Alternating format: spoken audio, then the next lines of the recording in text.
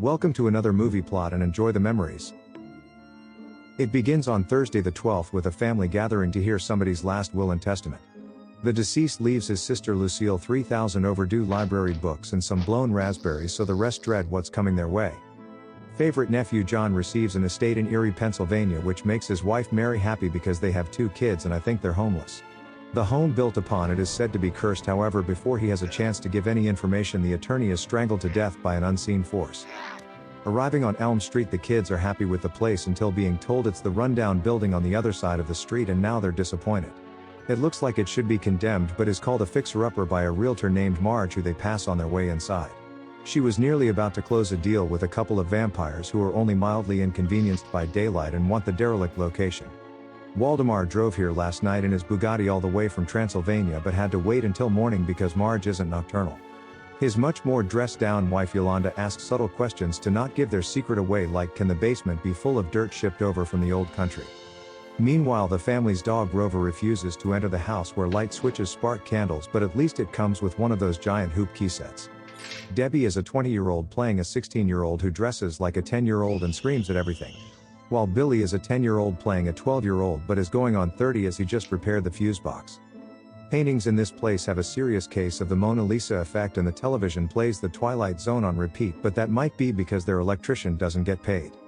Billy goes through the library before sitting down to read the Book of Evil, and this thing doesn't beat around the translation bush with any Latin phrases. It's why Waldemar has dragged his wife all the way here from Transylvania, as he wants to acquire the powerful artifact for himself. As Billy flips through the pages, each picture of a monster disappears and real-life versions materialize around the house. It's around this time that Marge returns, hoping that the new owners have been spooked into selling the property. However, the monsters surround the trespasser outside and she's torn to pieces off-screen. Meanwhile, John and Mary dust off their new collection of human skulls and find a letter from the late owner warning them not to read the book. But because it was found in the kitchen, they just assume that he was talking about a collection of cooking recipes.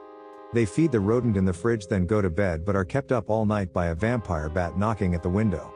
Where's an owl? Meanwhile, Billy gets attacked by an alien, but he's the only one who can see it, so his father is oblivious to the Teletubby right behind him. John then leaves Billy wielding the book as a weapon to fight the evil, while Dad ignores his son screaming and goes back to bed.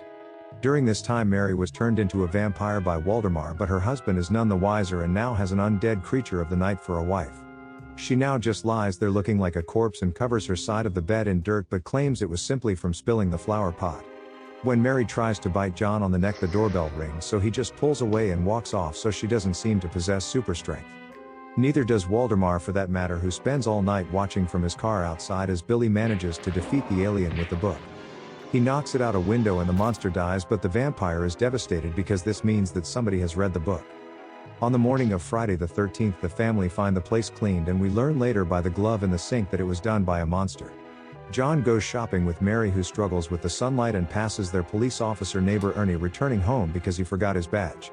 While Billy's searching for another book to defeat the monsters, Debbie goes upstairs to take a bath, but a shark fin appears in the tub. It circles the suds, but before anything happens, Deb receives a call from the power company warning her the phone line will be down for the duration of her attack. She jumps in the tub and this thing swims around between her legs without Deb even noticing and goes under the bubbles whenever she looks. There's a brief fake out for the girl wearing a bubble bra when suddenly a 6-foot fish man rises up between her legs. Naturally, Debbie thinks it's trying to attack her and flees for her life, but this thing is actually being quite polite about asking if she's seen the book. Since she doesn't speak ocean language, she can't understand the noises it makes, so runs away and uses her little brother as a meat shield.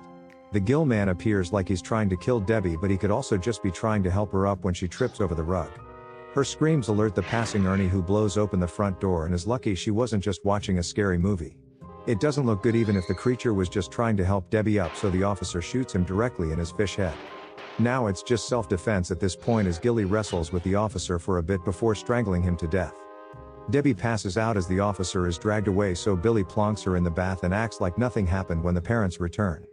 Mary wakes up Deb, who assumes the invasion of the fish man was only a dream because how the hell did Billy carry her up the stairs? Mom says that tomorrow night they're going to be throwing a party, so she cleaned up Billy's room, but he finds the Book of Evil has gone missing. Unable to find it, Billy doesn't mention anything to his parents and just continues to search for it himself while they prepare for Saturday's celebrations. As Mary is cleaning, she follows a mysterious black cat into the attic where she finds a whole nest of bats but still calls them owls. They seem to take offense and attack her by the dozens, biting and clawing at her face until she says their name. However, Waldemar calls them off because he's attracted to Mary, and it's even begun to affect his relationship with Yolanda. John calls the exterminator Van Helsing, who moves into the house that very day because you can't expect to get rid of bats overnight. Despite being told that whoever reads it will be sent to hell, Billy pretends like he hasn't seen the book while his mother lets out this scream. Debbie is told to pull the roast out of the fridge for dinner, but it's Ernie's severed head, so she runs screaming to Dad for help. However, upon returning to the table, it's now a piece of delicious looking unidentified meat and hopefully not human. At dinner, Mary refuses to eat any food that tastes like garlic, which intrigues the exterminator, so she says it's just part of her pregnancy to throw him off her trail. He says that Rosemary had a baby too, then demands to know where the book's located when Billy confesses that it went missing. Van Helsing warns the family that selling the house after Billy has read the book would be like selling the barn after the horse ate your children. He tells them to find the book, but Mary has hidden it to deliver to Waldemar later, but for some reason she's now unable to touch it. The night before Saturday the 14th, Deb gets up in her child's onesie and goes to the kitchen, but finds a gaggle of monsters raiding the fridge. She sneaks around them and back to her room, where the Fishman follows, but it's now all hazy and I'm not even sure what's meant to be going on. But they just do this weird walk around in circles, then Gilly leaves while Debbie goes to bed. Meanwhile, Waldemar turns into a bat and flies into the attic to try get the book himself, but Yolanda follows to make sure he isn't shagging the housewife. She thinks she sees Larry from Budapest, but it's just a fruit bat from the Philippines, before confronting the famous vampire exterminator. Van Helsing threatens to throw a bubbling liquid at the monsters that looks awfully viscous, so they flee and try to find another way.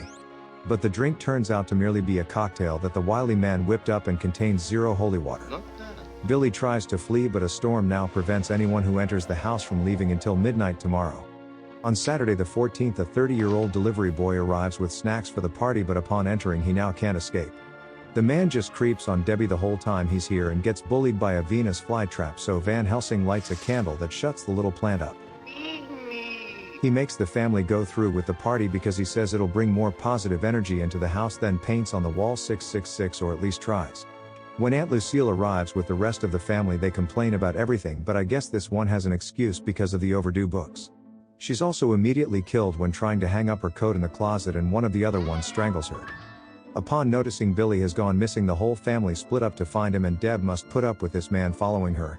The kleptomaniac cousin Rhonda has a run-in with the ghost of the real estate lady, but she manages to get away. However, she then trips over the legs of Ernie's headless corpse and gets strangled to death by the gorilla monster. Down in the kitchen, Ernie's wife Annette runs into the pig monster and begs her husband to help, but he's just a severed head on a plate. She joins him off screen while Van Helsing gathers the family survivors in the living room with only 1 minute until midnight. Just then Waldemar and Yolanda come calling with Billy in possession of the book, and now he has the power to fly for whatever reason. Monsters approach from all sides, so Van Helsing pleads with the boy to hand it over to stop them, but he refuses. Billy's seen a picture of him in the book, revealing Van Helsing to be one of the monsters who battles the vampires in an epic showdown. Or it could have been, but all that happens is Waldemar and Van Helsing pull faces at each other and some wonky effects fly around the room. For a less than climactic ending, Billy hits Van Helsing with the book, so he grabs it but suddenly blinks out of existence. All of the monsters that came from the book disappear, as its destruction is all it took to send them back to wherever they came from. Waldemar and Yolanda depart, while presumably Mary would still be a vampire since her bite had nothing to do with the book. The random delivery man boy leaves after contributing nothing, and on Sunday the 15th the family move out. And right into the house across the street, while presumably the vampires move into the cursed residence. And the movie ends.